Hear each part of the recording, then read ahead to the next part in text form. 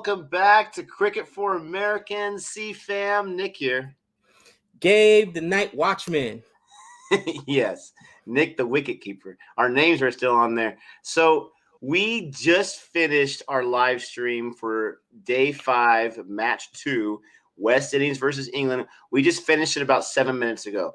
Did a little, business here and there, went to Studio A, and we are ready to give you our fresh take on our 3 wickets that we're going to be posting. Obviously, you're watching right now, posting a few hours later. So this match, obviously, I'm happier than Gabe is because England was able to even the series 1-1. It's cool that with our first test match series, we've seen wins on both sides. I can't imagine that happens too often where the first 2 games there's a win and not a draw or whatever you have on both sides. I mean, I'm sure it happens a lot, but it's just cool that was our first series. This is what happened. England was able to get a huge lead, 469 or something like that, on the West Indies. The West Indies battled back to stay out of the follow-on range, which is awesome for them, but England was able to pull it out. Spoiler alert, they won the second test match, and now it's even 1-1. We have a lot of thoughts. We're going to go over our 3 wickets for this. This is our post-game segment that we do when we talk about a game that we watch the highlights of, or in this case, live test. Gabe, what are some overall thoughts you have before we get into our specific 3 wickets? Oh, man, some overall thoughts just like you. We couldn't have gotten a better series, and not just us on here on Boring Reviews, on CFA for Cricket for Americans, but the cricket community. You know what I mean? This is the very first big test match series after the COVID lockdown for the last few months, and it has been unbelievable. You couldn't write the script any better. The underdog West Indies come in for the first game, get the first win there, and what was it, 20 years or whatever, and it was a historic victory. People performed well on both sides. Ben Root showed up in that first test match, and then in the second test match, you have in the first test match you had the Windies making history. In the second test match, you had your boy Ben Stokes making history. This guy was a man amongst men. He was on fire. And now, even though the West Indies could have retained, just by drawing, could have retained the trophy, it makes it for a very compelling game 3, that rubber match. You know what I'm saying? You got the first match, you win. The next match, I win. Okay, let's do that third match to see who's going to win. I'm so excited for this rubber match coming up. And yeah, I learned a lot, interacting with all our viewers. It was a lot of fun. The ebb and flows of a cricket game. You can be so high one moment, so low the next moment. Oh my gosh, it's so intense.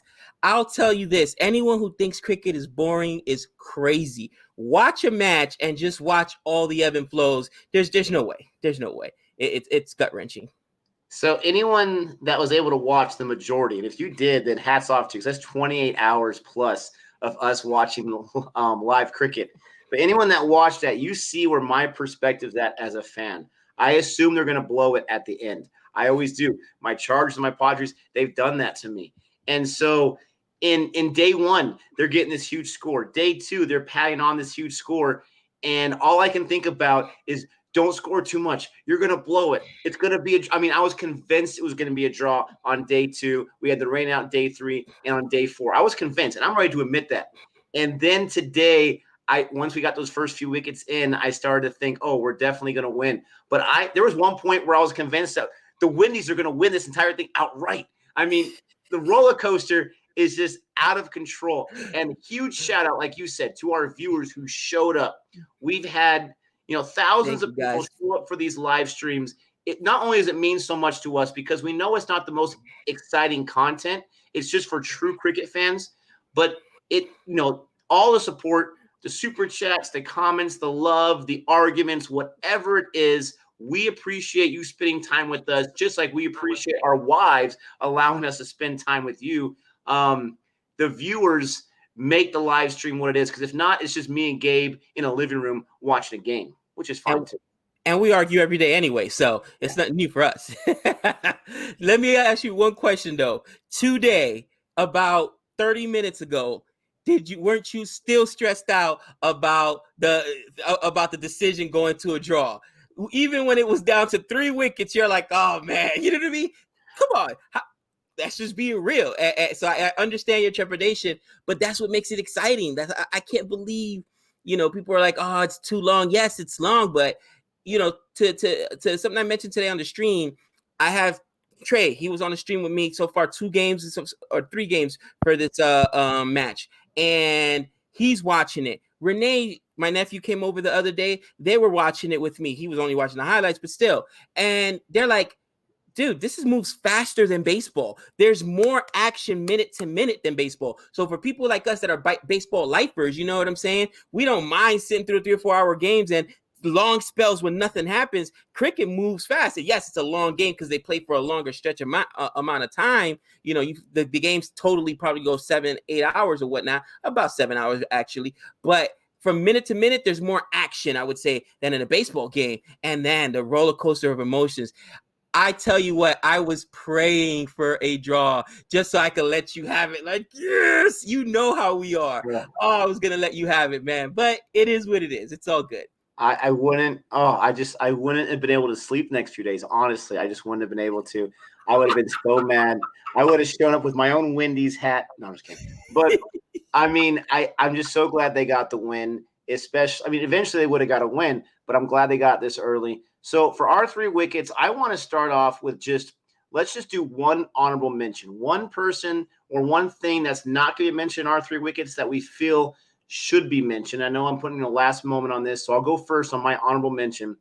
But my honorable mention is probably going to surprise a lot of people because there's a lot of obvious names out there and situations out there. But I'm going to throw out the name of Dom Sibley. Now, Dom Sibley, he was the GOAT in not a good way in the first test match. He did basically nothing.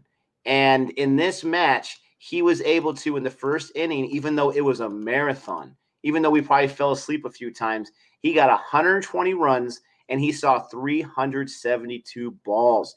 He had the lowest strike rate of anyone that got at least 1 run. Think about that. The lowest strike rate on the English side of anyone that got at least 1 run.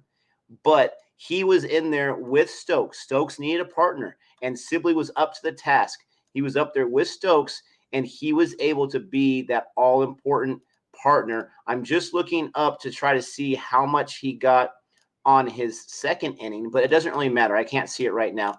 But that is my honorable mention. Dom Sibley, even though it took a lot of time, he was fantastic. So we're doing one for each side or just in general?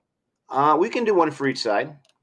All right. Well, my honorable mention for England is Dom Bess. A lot of people were killing me in the chat talking about, oh, Dom Bess gives up a lot of runs, this, that, the other. Listen, I'm no expert. I agree. I'll be the first to say that.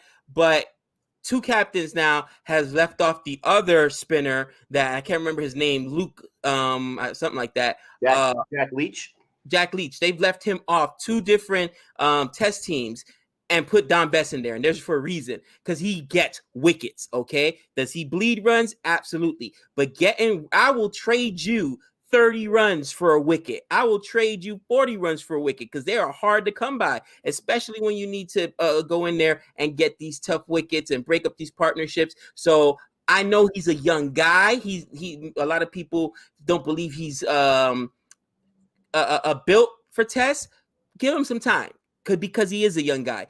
Give him some time. That's all I say. And just like Joe Lyon is the most important person, and even everybody in Australia, not Joe Lyon, Nathan Lyon, I'm sorry. Everybody on the Australian team said, yeah, all the big bowlers, Mitchell March, all those guys with pace say the most important bowler we have in our rotation is Nathan Lyon. I think that spinner is so important. So that will be my honorable mention for England. Yeah, my honorable mention for West Indies is going to be their fight. These guys were down and out in the first inning. Their backs were literally against the wall, not literally, but figuratively against the wall, 469, and almost 2 full days already played. They had to play for the draw or they were going to lose. And this is them coming off that high of winning the first test match. But they fought and they fought and they fought. Their first inning, they were able to fight enough to avoid the follow-on. And then in their second inning, as we just saw right now, they did not go down easily. There was some silly swings, yes. There was some silly outs, yes. But for the most part, they fought to the point where the score was way out of reach. It was way out of reach. But they could have salvaged the draw. They were 14 overs away, producing me some more gray hairs. And to me, that again shows that when you have a team that is up against the wall that much and they don't fold, they don't fall apart, and they keep fighting till the last wicket, I'm super impressed by that. No, for sure, for sure. I think my honorable mention for the West Indies is probably going to go to the captain. I was dogging him. And, again, coming in as a new fan or whatever, you expect that they say this guy's an all-rounder. Let's be candid. Yeah, he got a fifer in the first test match, right? He got a 6 wickets overall, but, he wasn't over dominant. He didn't really carry the West Indies, so to speak. It was a collective team effort for that first win for the Test Indies. And then even here, his very first inning, he was dismissed rather easily. But today, like you said, he showed that fight where even if they lost, it doesn't matter. England, in the back of your mind, we came to 14 overs from drawing this thing out. Again, 14 overs from drawing this thing out, and you guys should have been closed the door and weren't able to. You know what I'm saying? And he hit a 6 today. He a couple 4s. Like, I can see why they say, yeah, he's a number one all-arounder. Thus far, has he performed like it? No. Okay, I would definitely say that. Wow, the name is Ben Stokes has performed like the number one all-rounder in the world, but today he showed why he's the team captain and why he's considered the best all-rounder, in the world. So that's my honorable mention for the West Indies. Cool. All right, so let's get into our 3 wickets. Let's start off with what we disliked. I'm going to start with what I disliked. What we disliked. All right. So what did I dislike on the England side? All right, so there's there's so much to say, and I know I've said this many, many times, and I'm going to get crushed for it, but I did not like the batting performance of Joe Root, the captain. I understand the captain's not always going to come through, but we were told, were we not given? Maybe that's the problem. We were just told so highly, wait till Joe Root comes back. This guy is amazing. This guy is not just a great captain. He's the best batsman on the team. You think Ben Stokes is good? Wait, we were just told Root. And I got so excited. I was rooting for the guy. And as a batsman, his strike rate wasn't bad. It was just below 50, but he didn't see enough balls. He wasn't able to continue those partnerships in both innings. And in the second inning, I guess it's not really his fault because they're just trying to get enough runs. And so he sacrificed himself so that Stokes can stay out there and get some more 4s and 6s because he had better chances and it worked out in that situation. I get that. But I was not impressed with his batting skills, even though in this game we didn't necessarily need it. And the reason why I'm picking on Joe Root is because the England side, they were so sound in this game. They had Curran that got wickets. They had Best that got wickets. They had Wokes that got 5 for crying out loud. And they have Broad who was losing his mind. They had so much good going on for the captain to have that batting display in the first inning. I think that was something that could have potentially cost him, especially when the runs were coming slowly. But there's really not a lot to dislike on the England side. On the West Indies side, what I disliked was, unfortunately, I'm going to have to pick on the captain, Jason Holder. He didn't really show up on the bowling side. I don't think he got too many wickets. He didn't show up on the batting side. He was able to get a 30 in the second inning, which is much better than what he's done so far as he was batting. But unfortunately, that captain needs to set the tone. Yeah, he got 1 wicket in the first inning, and he got none in the second because they declared super early. So his bowling skills, the performance, the results weren't there. And again, as a captain, you don't have to be the best player. You have to make good calls. But he even had some bad no calls and some bad reviews that he made. I just don't think. And then when he got out after hitting that 6, why are you being so aggressive? Maybe the shot was just too easy to miss. But then you had that silly out when we was at that pivotal 7th or 8th wicket that was just so huge you could have drawn. I thought that was the reason why I disliked him or his performance. Interesting. Yeah, he was the 8th wicket, I believe. Bro, I don't think on the England side, I don't think it's actually England.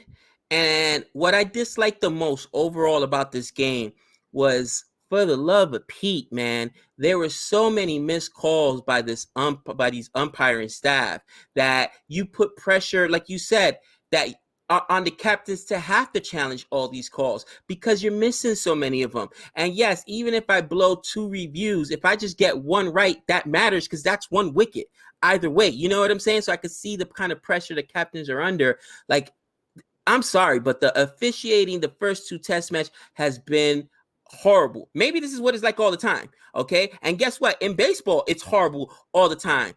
Every single lifelong baseball fan will tell you the strike zones drives you crazy because it jumps around from umpire to umpire. For the love of Christ, it jumps around from inning to inning. Okay, I've seen Joe West call something a strike in the 1st inning, and in the 6th inning, he just forgot it was a strike. What's going on? You know, be consistent.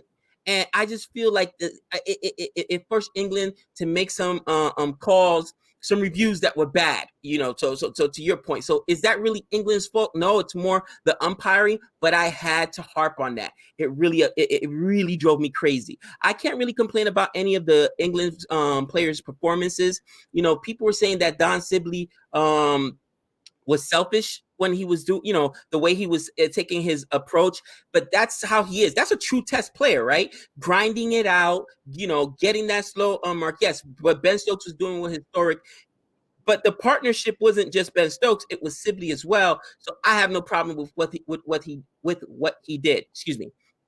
With that being said, I do have a problem with England when they declared. I still argue if us 2 novices can say, "Hey, this thing has a chance to be a draw," even if it's a 30% chance, a 20% chance. You don't want to draw because if you draw, guess what? You lose the trophy. You should be going all out to win. At the very end, they won by 113 runs. 113 runs. Guess how many wickets it came down to? 14. And like you said, there were some silly dismissals there. Okay. England put themselves in a bad position, in my opinion, with when they declared. And I don't understand. Yes, fine. Ben Stokes was going on a tear, a historic tear. You let that go. And after that, you guys go for broke, you know what I mean, as far as getting swings concerned. As far as going for swings is concerned. But that second day, like, I don't understand. Or that second inning, I don't understand waiting so long. 450, 460, what are you waiting for? I did not understand what the mentality was there. Everybody said even chasing 280 was too much. Chasing 280 was too much. Put yourself in a position. Did you need the extra 113 runs? No. Okay, you probably could have used some more overs. So that's my opinion. In my opinion, they got bailed out. And we're going to talk about later about who bailed out England, but they got bailed out because this could have really turned into a draw. And there was one pivotal moment in the match that really changed everything for England. But this was at one point yesterday, this looked like an absolute draw, period. And many people were saying it. So I did not like how they declared. On the West Indies side, batting collapse and mental gaps. I don't know what's gonna drive me more crazy. Yes, people are saying no, Hope is great. Hope is great. You know, he had to fine. I will go with you guys. You're right. I'm not gonna make my impression off of just 2 test matches that I've seen where he's been struggling. He's in a funk. I get that. Catches win matches. You guys say that. Catches win matches. You guys have put that, and I agree with you.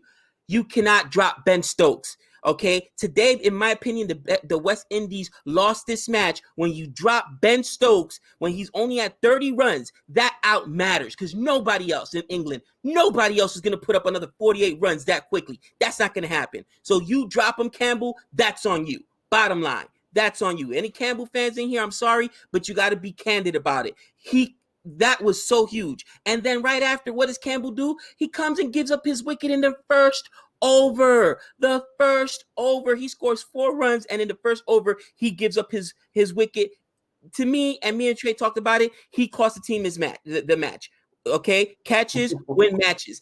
Bottom line, you cost your team 48 runs from when you would have caught Ben Stokes. And let's say you bring in another player. No other player was going to put up 48 runs that quickly. Maybe 25, maybe 30, but then they would have chewed up more time. They would have chewed up, guess what? More overs. And what did it come down to, Nick? You already said it, 14 overs. It might have taken England an extra if in Joe Root's mind, his mind was set on, I'm not going to declare until I have these runs. Okay, until I have whatever it was that he declared at 318 or 312. I'm sorry, it was 312. Then guess what? It would have took England longer. They might have been down to maybe eight overs. Okay, because I guarantee you nobody else is going to score as quickly as Ben Stokes. So that on the West Indies side was the thing that I did not like the most. It just frustrated me, guys. Defense matters. Defense matters. And defense, here's what drives me crazy. As a former coach and player, defense is really about two things: concentration and effort. Concentration and effort. That ball hit him in his hands. He was under it. It was a drop. Nobody could tell me any. Go back and watch that play and tell me if that wasn't just a mental gaffe. Please do that. Go ahead, Nick. I'm sure he would say the same thing. I'm sure maybe not everything you said, but about the mental gaffe for sure. So what did I like about this match? There's so much to like. Obviously, I was rooting for England, so much to like. I will start with England, the easy one, Ben Stokes. This guy, 256 runs. He had 2 wickets, I believe. He had a catch, for crying out loud. This guy, the thing that sucks is that it looks like he got injured a little bit at the end. I hope he's okay. This guy is going all out trying to prevent a boundary when he bowled the ball himself. This guy is all effort all the time. He did basically everything you can think of.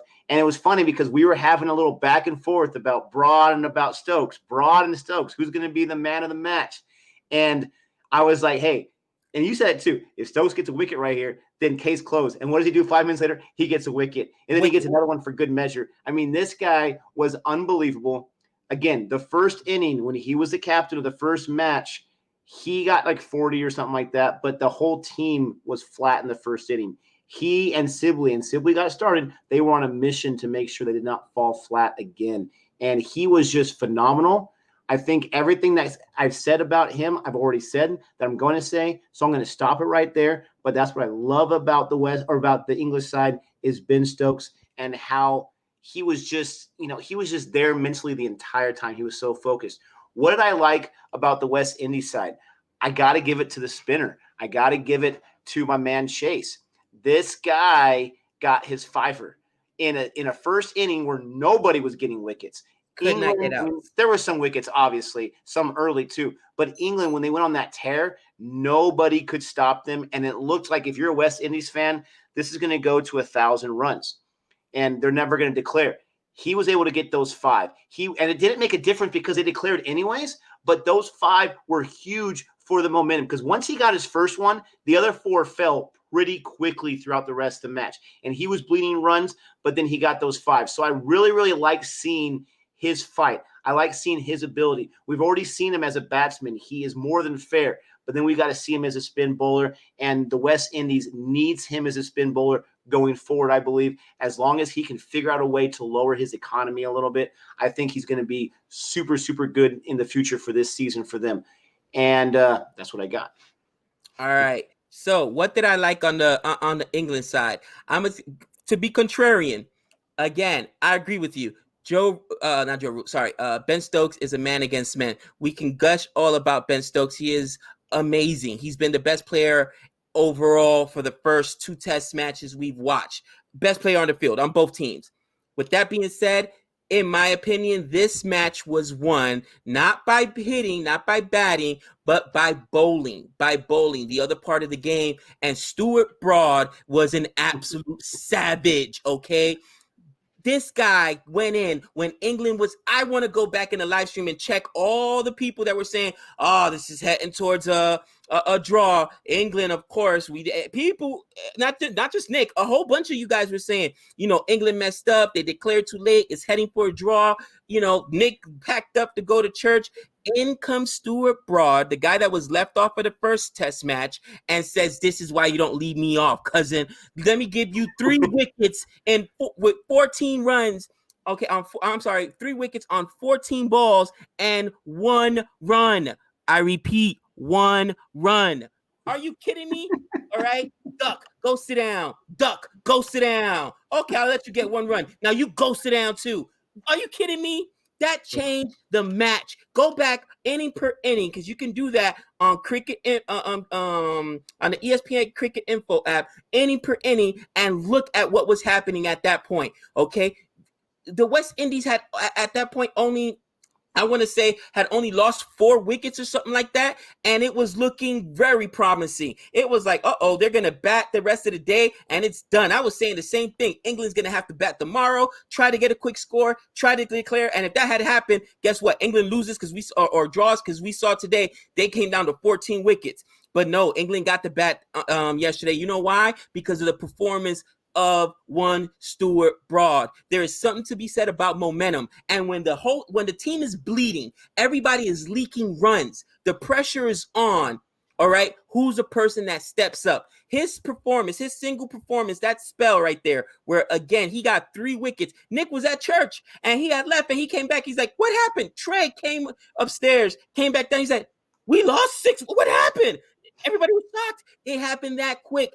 And that was because of Stuart Broad. He gave them life because England was flat. They had already said, oh, this is going to go for a draw. They had almost conceded this had gone for a draw. Stuart Broad went out. Bravo to you. You know, I love bowling just like I love pitching, and bowlers and pitchers can always be good batsmen, can always be good hitters, and that's what he did because he went in there and listen, he got those wickets and he got them quick, cousin. It was disgusting. Oh, it was such a beautiful thing to watch. I guarantee you they're going to make another video on YouTube like we just saw today.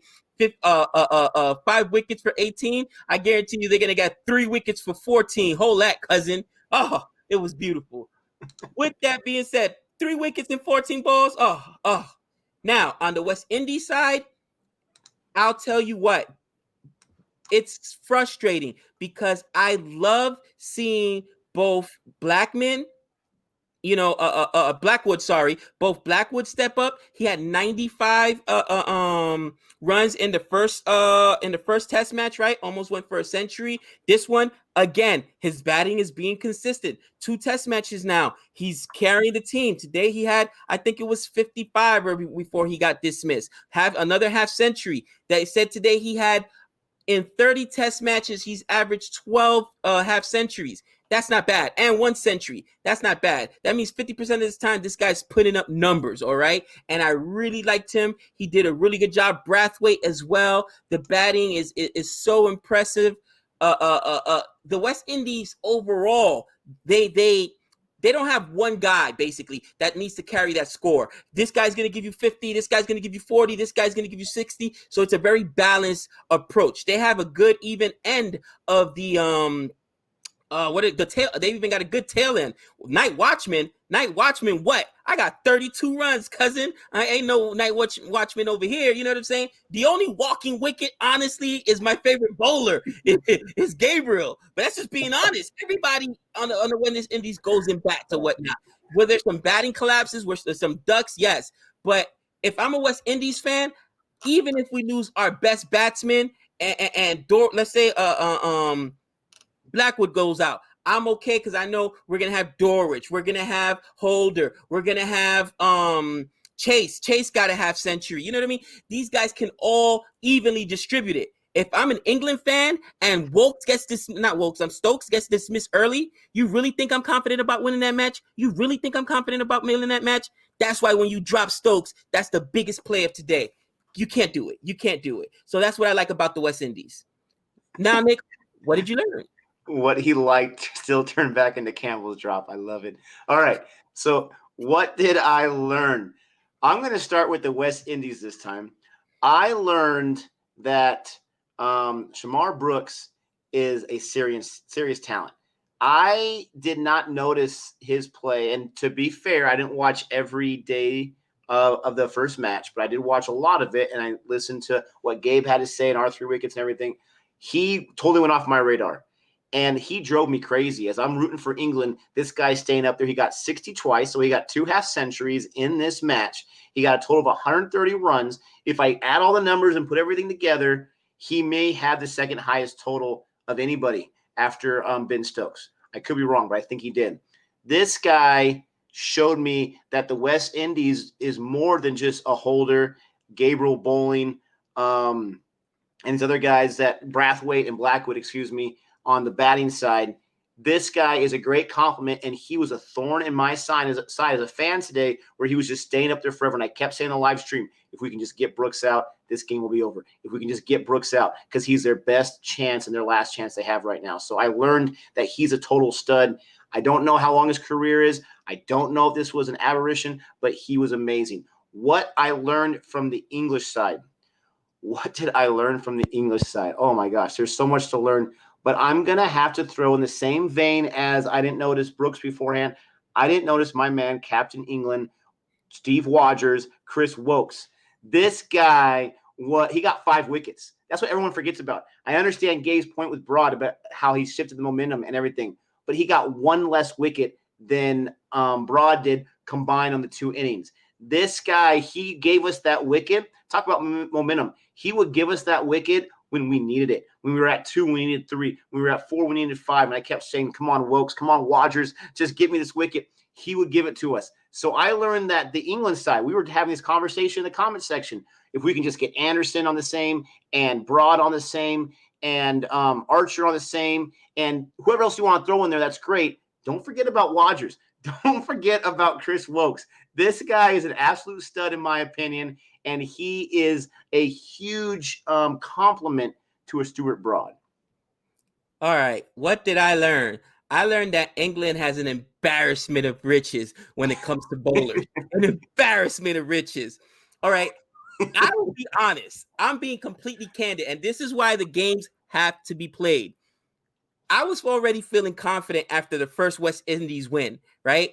And then when I found out Chris Archer wasn't going to play because he broke quarantine, I was elated. Okay, I'm sorry. He wasn't like he was injured. I wasn't rooting for injury. But hey, he's not playing. That's good for West Indies because we saw what Chris Archer does. He's a dog. Uh-oh. What are you talking about, Gabe? We still got Broad we're going to throw at you, cousin. We still got Ben Stokes, who manages every single match to get 2 or 3 wickets. Every single match. It's like routine. Put it on the board, all right? You can write it. It's in the gospel, all right? Ben Stokes will get wickets. And now you got Wokes, too. It's an embarrassment of riches, so I get it. It's tough to make the decision of who you leave on and who you leave on and who you leave off of the roster. But between Jimmy Anderson, my gosh, your boy Joffrey, I said Chris again, Joffrey Archer, between my boy Stuart Broad today, who said this is why you don't leave me out, cousin. All right, you got your boy Wokes. I know you love Wokes. It's an embarrassment. His name is Wodgers, believe it or not. And let me know, I know everybody says Australia, and I know we watched the test and they say Australia has one of the best bowling attacks, but England cannot be too far behind. They have a serious bowling attack. Holy cow. And that's absolutely what I learned. It was so impressive watching them work today and yesterday. And even though I'm rooting for the West Indies, I can't help but even appreciate such great bowling and some of the great swing you saw on the ball by Broad. And man, it's Stokes. Can this guy not do anything? It drives me crazy. Whenever they need a wicket, he comes and gets it. They need a run, he comes and gets it. As an opposing fan, it drives you absolutely nuts. So it drives you crazy. On the West Indies side, listen, West Indies fans, don't fret. All right, we already made history by winning, right? First game. Again, this game could have gone so differently if Broad hadn't come out and pulled a miracle spell of 3 wickets in 14 balls. Is exactly what he did. A miracle spell. A couple batting collapses here and there. A huge drop by Campbell. But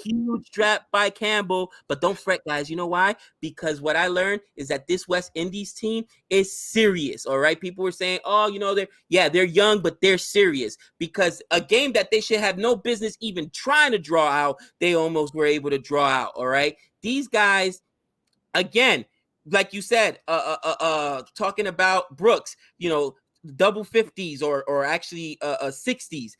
We talked about the 13 half centuries that Blackwood has. by the way, one of those half centuries was the one he did the last week, and that was 95. If you don't get to 100, it counts as a half century. It was 95. These guys get contributions from everywhere. Again, Brathwaite had 73 last week. He was in the 70s again this week. These guys are really, really good. Something that went unnoticed, something I did learn. Now I understand why West Indies fans were a little concerned with Gabriel. He does seem gimpy. He does seem injury prone, because even at the end of last week, he was a little gimpy. Yes, he was a fifer. He got 9 wickets, man of the match. He did not perform that well. Today, even hobbled, he got a wicket. By the way, that was the one that Campbell dropped. I'm going to fit it in there a third time. He went out there and even hurt, hobbled. He went and got himself a wicket. But if Gabriel isn't solid and he's not reliable because he's often injured, you do need another person to be able to go. Because Chase, yes, he got those 5 wickets, but he's more of a part-time bowler. He's not going to lead your attack. You need another workhorse that's going to go and give you 40 overs. You know what I'm saying?